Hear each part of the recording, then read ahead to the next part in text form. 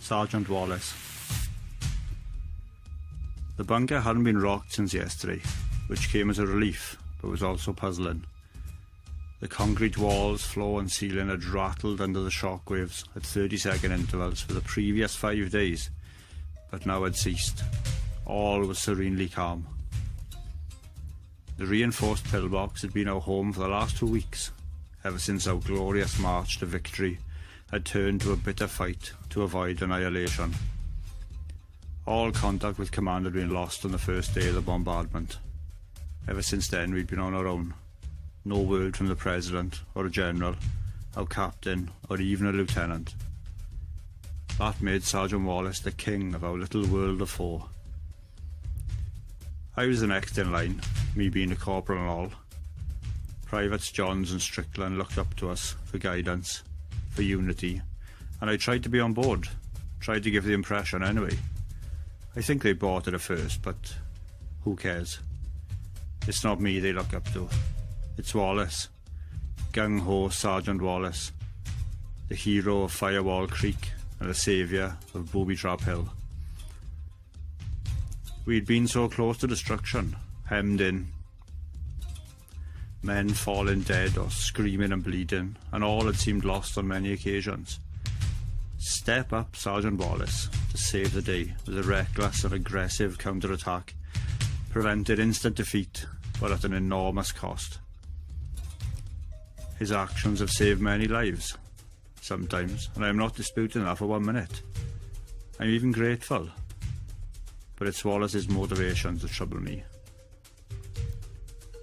He's not a naturally courageous man, quite the opposite actually, and spent his early military years with a well-earned reputation as a shirker.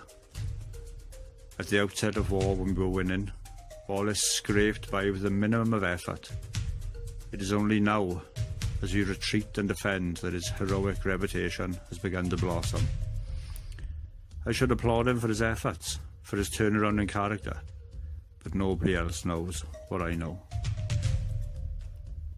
A day or 2 before the enemy got its act together and started fighting back, we received our last batch of letters from home. Nothing for me, but I was sat opposite Wallace as he read the single letter he had received from back home.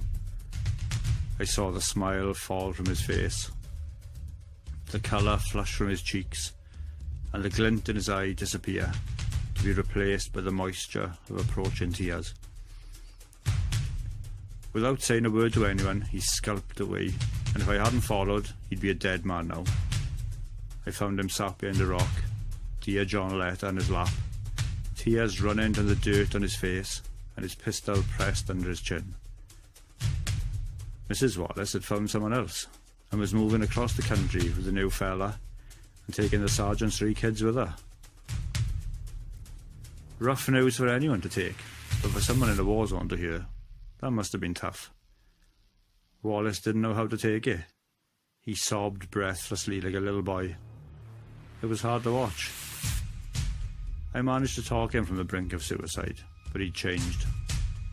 Something inside him had died, and he hadn't been the same since. He became sullen and unapproachable for a day or 2, but when the counter-attack hit us, he changed again. Wallace became a model soldier, much to our surprise. First one up in the morning, carrying extra loads, volunteering for extra duties, and only eating after he was sure all of his men had done so already. The day he charged the machine gun nest, that's the day I realised the truth. If the MG hadn't jammed, it would have cut us all to pieces. Wallace got lucky that day. We all did. From that moment on, Wallace tried his damnedest to get himself killed.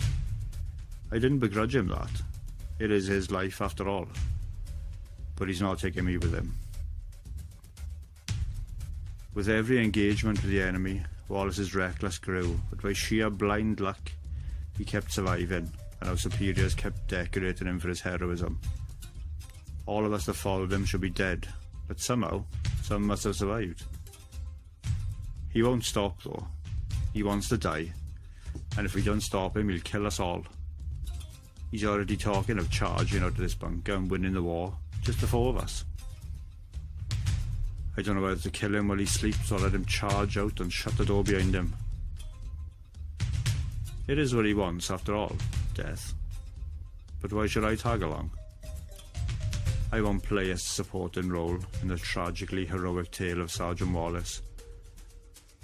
We're all dead in any case, once the enemy overrun our positions. Vengeance dictates how they'll act, and who can blame them? They'll not show mercy to Wallace, or me, or anyone. Why should they? We didn't.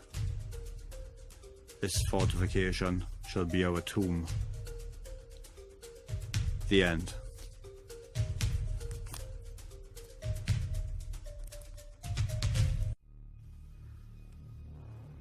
Sgt Wallace.